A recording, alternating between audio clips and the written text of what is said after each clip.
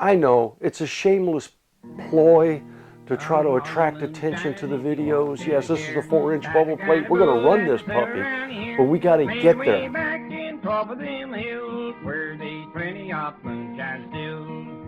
Well, welcome back to Barley and Hops. I'm George, and welcome back to the third video on this iteration of using the VA, the variable solid state relay, to control an element. And of course, as you recall, and you can watch the first two videos on how it works, why it works, and how to wire it up and all that stuff, we're using a light bulb as our demonstration because we can see the results. As opposed to a heater element or some other process that you're trying to control using a potentiometer and the solid state relay. And we already understand, we know how that works. There we go. We can turn it up, we can turn it down, we got variable control. Now what I will do is in the information portion of this video, if you just go over to that, I'll add the link to this volt amp meter. And also to, you know, a box. This is a project box that you can get from Amazon. They're very inexpensive, so that way you can package all this up and cut it out and package it up and make it look like you want, so you get your cool points. You know, they go way up, and it makes it much more user friendly if you can just plop it down, plug it in, and work it. What we're going to work on today, though, is something that's very important. Which, oh, by the way, one of the most important things that you could do is subscribe and share us with your friends if you want to keep track of all of what we're doing and all the information that we're going through, because, of course, we are going to run that 4-inch column, yes, that 4-inch bubble plate in the near future. I have got this, I'm using the same setup that I had on the first two videos, but what we're going to add on this one is for those who need that have that necessity. You see, of course, and I've learned my lesson too, that you always keep it unplugged unless you're going to use it. But this is the only method, the only means right now in which to remove the power source. So where do we switch? How do we switch? Why do we switch? And how do we wire that up? Yeah, how do we wire it up? And where do we put it? What are our options? Many options. Right now, I've got it plugged in. I'm going to turn this all the way up. Now, you know that we do have a switch right now because we're using this light.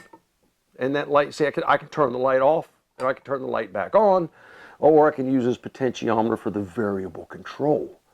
But in a lot of cases, you're going to want to have a switch somewhere in your circuit that kind of energizes the whole thing, or not. And we're going to cover that. Now, some of the options that you have, one is just a regular household light, toggle switch, which is an on and an off. And you'll find these are universal. They're very inexpensive. You can get them for, sometimes you can get them for like less than $1 at your local hardware store, but they're very effective. And we're going to work primarily with 120 volts in a standard household current, which in a lot of cases is 15 amps, but most more modern homes will have 20 amp circuits, and that's only based on the circuit breaker that's in your box and the wire that goes to that outlet or to that circuit. And if it is a 20 amp circuit, it will more than likely, almost guaranteed, will be a 12 gauge wire. So you can either use these, or we're also going to cover the toggle switch. You know, the lighted toggle switch and also the unlighted toggle switch. And when we go to the 240 volt, because we already know that electricity works the same way no matter what it is. It's just a few little things that you need to know about it. How do we wire the lighted 240 volt toggle switch? And what do we need to look for? Where do we get them? How do we know the difference? Okay, let's answer all those questions. We have left this on the board so that I have to rewrite it. So this is what we were working on in the previous two videos. And remember, we talked about our power source, and that was the 120 volt. You got 120 volt, a neutral, and a ground. All well and good. Now, for full disclosure, and to show you that I do actually read all of those comments, someone did correct me, and they were right. I made a mistake. Well, a slight error. And that is the European Union, in Great Britain in particular, they're not 220 volts. They're actually 230 volts. But it's wired the same way. And really that's sort of like their convention now. And they're transitioning from 220 back in the 60s and 70s, trying to get to 240. It's a long process. So right now they're at about 230, somewhere, but it's a plus or minus 6%. I mean, there's a lot of information out there. And of course, the colors of their wires are a little bit different, and that's their electrical code. You can find out on the internet that there are some really strange voltages that are used as a standard in a bunch of different countries. But at the end of the day, what is absolutely correct is that electricity doesn't care where it is at. Electricity works the same way, the same formulas, the same results, the same process, no matter where it is in the world. It's just how that particular geographic area decides what they want to use as their base and how they control it. So this is what we've got. What do we need to do? Boom. What do we need to do in order to eliminate this from our electrical circuit? Guy in the back, shout out yes. All you have to do is break this line. So all we have to do is stop the flow of power, because this is the main power, the current carrying conductor. All we have to do is stop that power. So what we do, we put a switch in here. And right in here is where we'll put a toggle switch. It's real simple because these things only come with 2 screws on them. It's an in and an out. And I use it, to me this is just a convention for all switching and for all outlets and everything, and it just kind of makes sense. Power goes in the bottom, comes out the top. Now, can it go in the top and come out the bottom? Absolutely. But if you use that convention, it makes things so much easier, because if you open up a wall circuit and you look and you see 2 wires going into the bottom of a receptacle, you go, okay, that's the source. That's what it's providing. And when it comes out the top, you go, oh, that goes to the next one. You see what I mean? And the same thing with your light switches. If you just put it in the bottom, the power goes in the bottom. When it comes out the top, you'll know that the one coming out the top is the one that's actually going to the light. It just helps in keeping things kind of simple. So what I'll do is I'll take the one wire, that's my end, it goes to the bottom screw, and the other hot wire goes to the top screw. So what in fact happens right here is every time I turn the switch on, it makes this connection. When I turn the switch off, it breaks that connection, and none of this can work. I know the question, where's the ground go? It's rather simple. All you have to do is tap the ground here, and that goes to the side. Remember, you never turn the ground wire into a current carrying conductor. We'll get to that. Now, another comment that was made was having the volt amp meter attached a little bit differently, and absolutely right. Yeah, sure.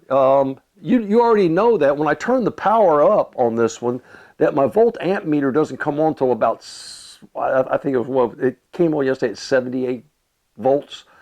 So it takes a certain amount of voltage. There's a voltage threshold for my amp meter. It's 88 volts now. For my amp meter to actually come on, because it has to do some functions in there. I could, and matter of fact, I'm going to, just to show it to you, I'm going to wire this is the hot wire, on this lead, because this one is 120 volts. This one is controlled by the potentiometer. So I'll put it here. The only effect that's going to have is it will have my amp meter on at 100%, meaning that it will always show the 120 volts, but it will still measure the amperage, because my amperage ring is on this side here. And that is, there's a bunch of different names for it. I was looking them up, and some of them call them a solenoid, a magnetic sensor. There's a bunch of different names for them, but we're measuring the magnetic field that's caused by the current running through this conductor. I've talked about that as it expands, contracts, expands. We're measuring that using this, I call a donut. Okay, so I'm going to rewire that up and show you all of this. But here, what is interesting is if you get, and I'll give you a close-up. I've got that on full power. I want to show you what happens to the volt amp meter. And this again demonstrates that your circuit is controlled by your load.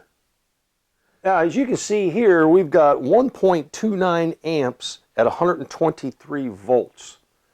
And 123 volts, that's RMS, root mean square. Don't worry about it. It's still 120 circuit. Now watch what happens when I turn the light off. It goes down to 0. I have 0 amperage going through my line, but I still have, in this particular case, I've got 127 volts available.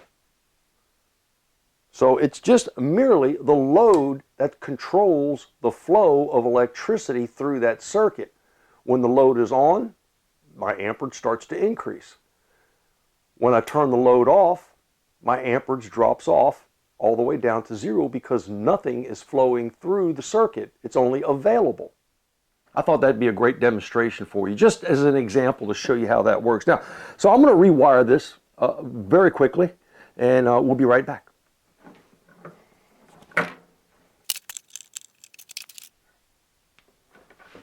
There we go, rewired. So you'll notice now I've got 125 volts available, but no current passing. So when I turn the light on, whoops, I got to do it with this, yeah.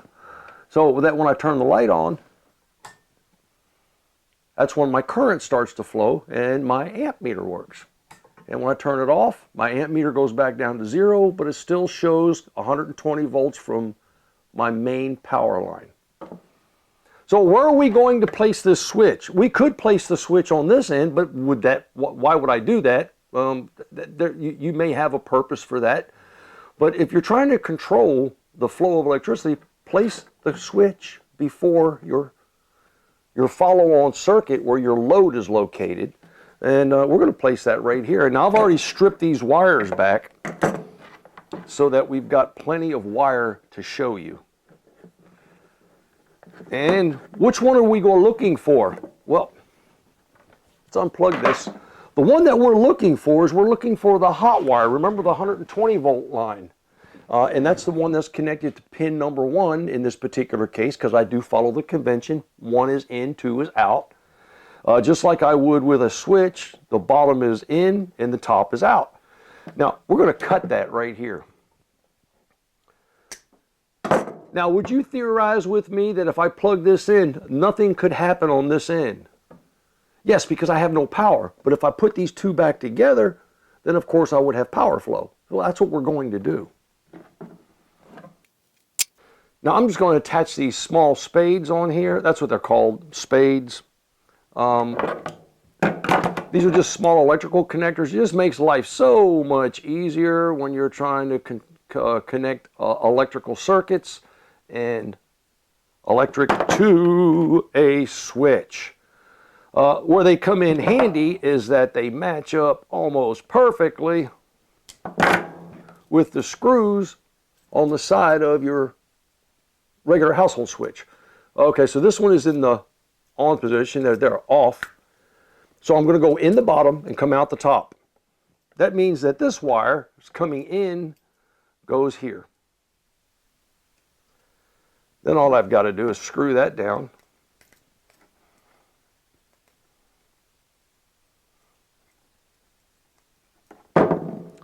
And then this wire goes at the top. So in effect, what I have here now is I have a break in the flow of current and voltage. Yeah, I can just use the term current. That goes in the bottom and goes out the top only if the switch is in the on position. It connects these two. If it's in the off position, it disconnects these two. Now what do I have left? I've got the ground. That's a real simple one. All I have to do is follow this one over and find out which one is the ground. That happens to be this one.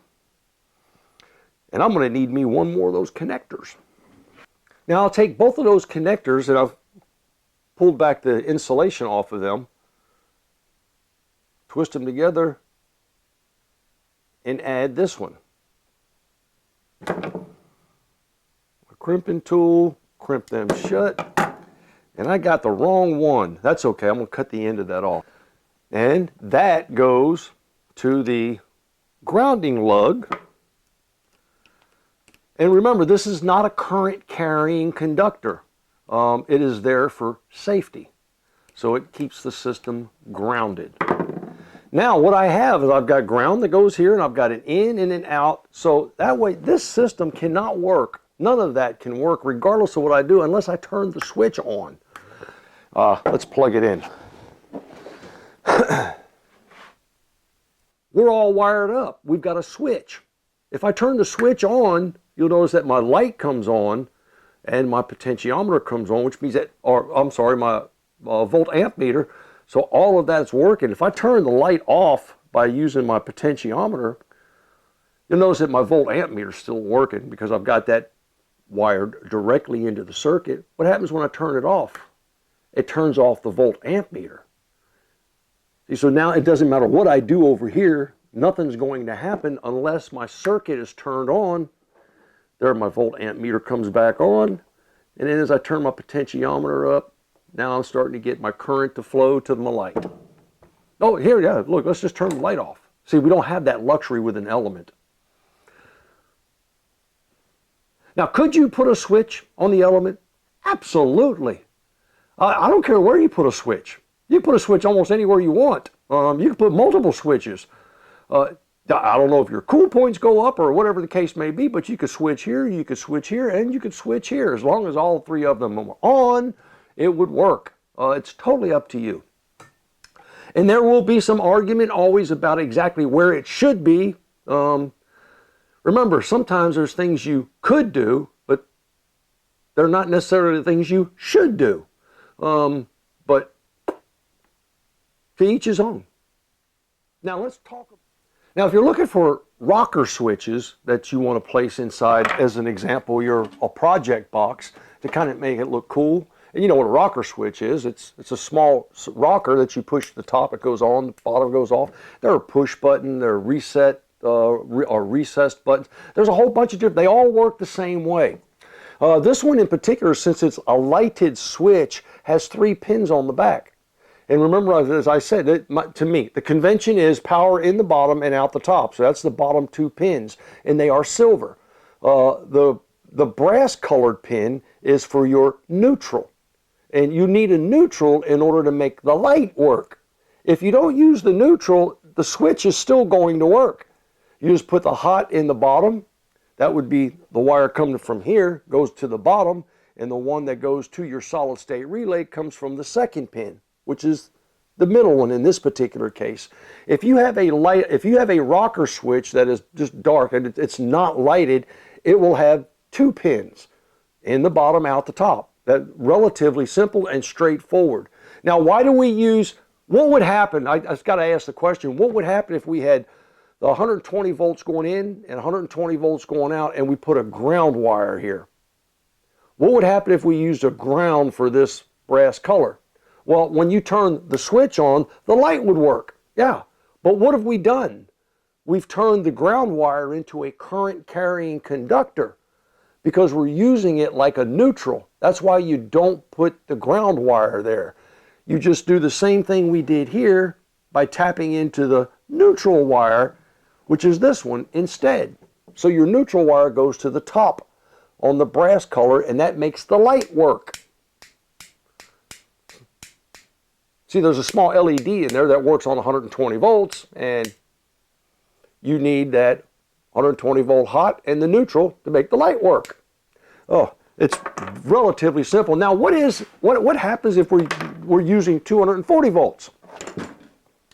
If we're using 240 volts, we can do one of 2 things. We can actually, since this switch is rated for 240 volts as well, we could just break one line. Remember, we told you that you could just break one line on the load, and the load won't work, even if it's 240 volts. You see this one, that would be 120 on that one, and that would be 120 on that one. Well, if we had a 240 volt switch, and in this particular case, this is a lighted rocker switch, and we wanted to place this in here instead, then it's relatively simple. We've got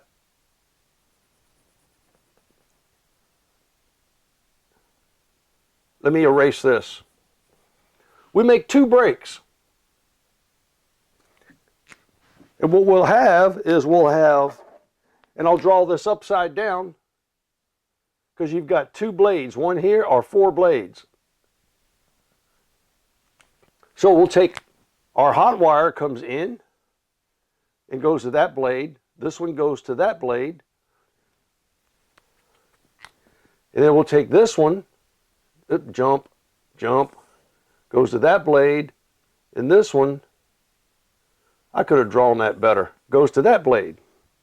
So you see what we've done is we've broken this line and we've broken this line. So when you turn on the switch, it connects these 2 pins to these 2 pins, so now your power continues to run.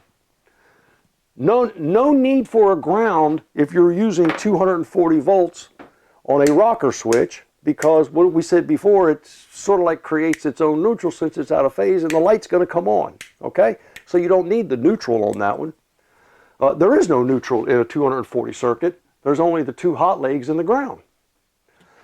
There is another option, of course. Gosh, there's oodles and oodles of them, but remember that electricity works the same way everywhere. All you got to do is adapt it to your particular system.